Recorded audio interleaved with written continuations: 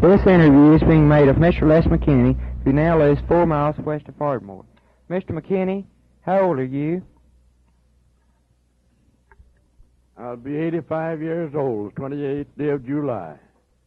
I came to the Indian Territory in March the 15th, 1881.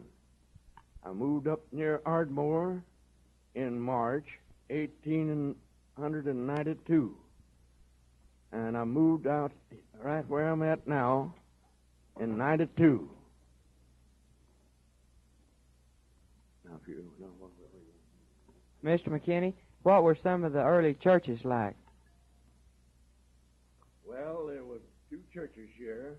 One little church over right close to where the First Baptist Church is at now. And then there was a little long building over near where the Ardmorite office is now. They called it a King's College, I think was the name of it. I attended church there in 1888. That was the first year that the song, Revive Us Again, was ever sang in the country. And I led that song service in the Methodist Church at that time.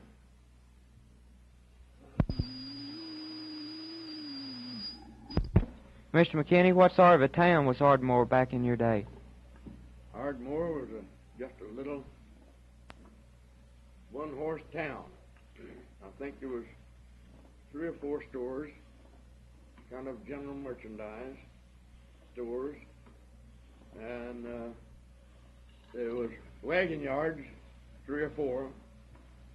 I remember I camped in a wagon yard where Friends' lumber yard is now, just a wire fence there with a little old house in it. And I camped there to pass up the Sunday. I got in there on Saturday evening. A bunch of us was going to Oil Creek. And I stayed all night there and stayed there. I waited till Monday morning to go out. R.W. Dick went with us over on Oil Creek hunting and fishing. Was the town very orderly back in those days, Mr. McKenney? No, there wasn't. Might your oil full of half of the men wore 6-shooters. There's no law against it then. And they had lots of trouble. Men fight that didn't have to pay no fines or anything. There was nobody to arrest you then. There wasn't any law in the old time that you could be tried for anything. You was carried to Fort Smith, Arkansas. That's where you had to go to stand trial until the United States established courts here. And of course, the law was done the best it could, but it was what we call the United States Marshal. He didn't look after anything only something was a felony or something of that kind. So we all could have a free fight anytime we wanted to on the main streets, never be bothered for it. Back in your times, Mr. McKenney, what form of entertainment did you usually have? Well, most of it was dancing. We danced about all the places to go to or anything of the kind. I don't know of any other entertainment that was common only dancing. When we have a picnic, there was a dance platform everywhere you'd look. I was at Whittington Park at the 28th day of July, 92. And that's the only one that I ever danced at there. I never danced at the picnics much, but I used to go to all the dances I could hear of. That was all the entertainment almost we had. Were the streets and roads in those days very good compared to ours today? Well, I wouldn't say compared to the roads of today because we had none then. Nobody ever worked the roads then. We all, young folks all, had to go horseback. You couldn't get over the roads in a buggy or anything of that kind, only just from one big town like from Ardmore to Marietta, and from Marietta from Ardmore up to Rolfe and so on, was all the roads that you could travel over, the buggies doing the good. And we all had to go horseback. We used to come into Ardmore to the picnics and droves to the picnics.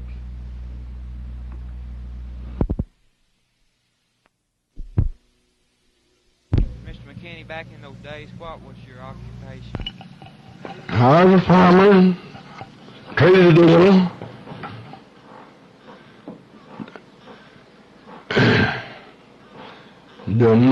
Just about like all the other people in the country, this is a great country for cotton and corn. At that time, shortly after that, Ardmore bought more cotton off the wagon than any place in the United States. And we had 4 or 5 gins run night and day. Mr.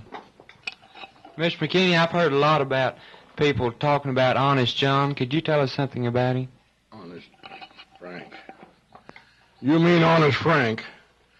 Well, that is an old fellow that used to pick a banjo and sing songs on the street and sell soap. And he'd tell them this soap now to kill all the germs in their mouth. And he'd wash his mouth with that old Castile soap.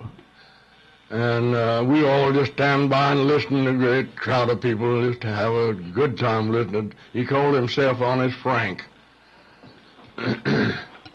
What form of entertainment did you have in those days?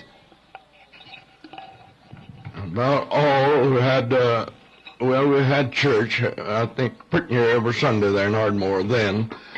But then the principal part of the out-country entertainment was dances, and of course most everybody attended them, and it was done very well for a long time. Sometimes they'd fight and shoot and so on, but not often.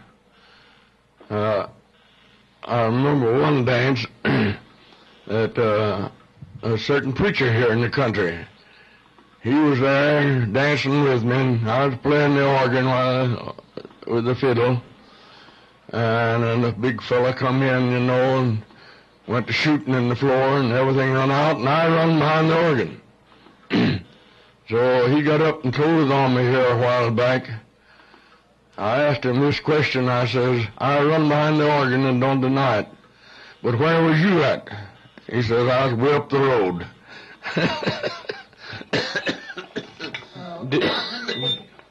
Do you recall any of the stories that you heard when you was a little boy? Oh, yes, I had an aunt, you know, that was, and my mother was mixed up pretty badly in the wild Indians. And I had an aunt that the men turned the wagon bed bottom side upwards, had her and all the children on it when the Indians came up to disturb them, and they got the sweetheart of one of the girls. They killed him, but my aunt and her 5 children came out all right.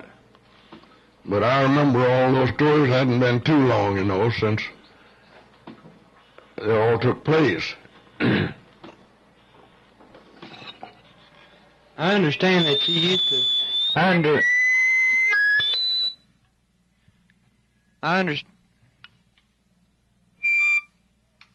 understand that you used to play the harp. Could you play something for us now? Well, I'm pretty old to fool the one, but I'll do the best I can. I've not got a very good estimate either.